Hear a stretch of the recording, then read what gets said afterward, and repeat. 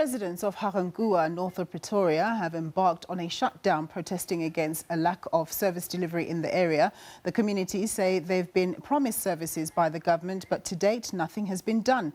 They cite abandoned parks, unserviced street lights, deteriorating roads, networks and a lack of basic services as the reason behind their protest. Well, for more on this story, we cross to our reporter Sipho Stuurman, who is standing by for us in Ga-Rankuwa. Thanks very much for joining us, Sipho. So what are the residents saying there?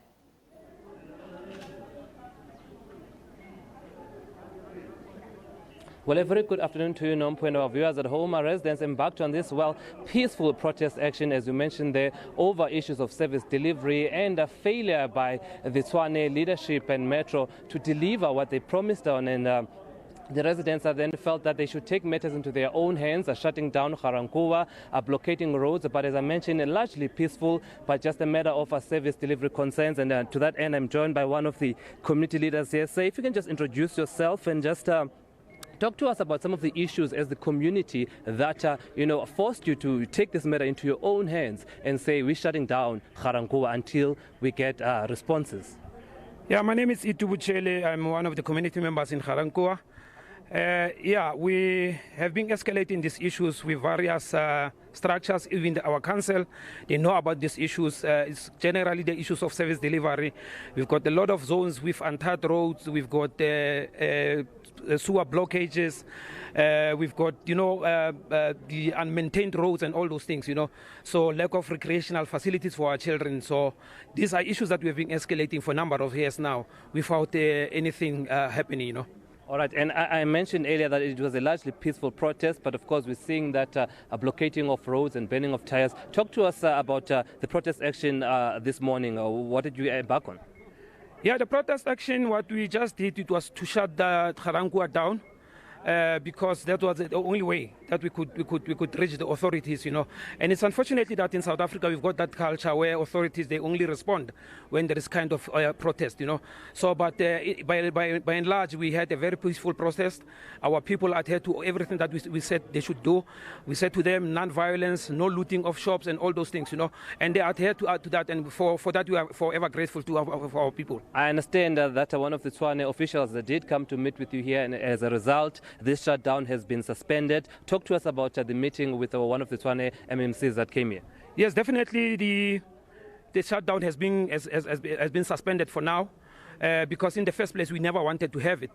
So because they responded, they came to us, even the province came to us, and the MMC promised that he will go and talk to his counterparts, other MMCs. So definitely we're meeting them on Wednesday with the rest of the community at 6 o'clock. So we'll be taking issues from there. All right, issues of service delivery. Thank you very much, sir. Let me just bring in one more person quickly, and this is a local ward councillor here to answer to this question. Here's a community member say, if you can also just introduce yourself, your name and surname. Here's a community member saying that they've been reaching out to the political leaders, but no response, and they've been forced to shut down Ga-Rankuwa, and that's not something that they wanted to do. Why are you, as ward councillors and Tshwane leadership, not responsive to the people's concerns? Thank you. My name is Jabulani Ramushi. I'm a councillor from Ward 13 Ga-Rankuwa. Yes, the former speaker here is correct. They've been raising these things with us as councillors, with councils in terms of the petition. And then we took the mandate from the community, but there's no response from council. That's the problem. No response from council, and that's quite a pertinent issue that you're raising there, because we know Tshwane Council has been in disarray with lots of motions of no confidence, and the political parties are fighting amongst each other. How much is the chaos in Tshwane Council affecting service delivery on the ground for people like that live in places like Ga-Rankuwa? That also contributes to the issues that are happening now in Ga-Rankuwa, but we're still having a budget that was approved. The departments are supposed to do their work. So there's a problem in terms of the mayoral committee. Today we'll have this person as a mayor. Tomorrow the mayor is no longer there. So there's no stability in the city of Tshwane. But service delivery can be blocked because of these political issues that have been raised in council.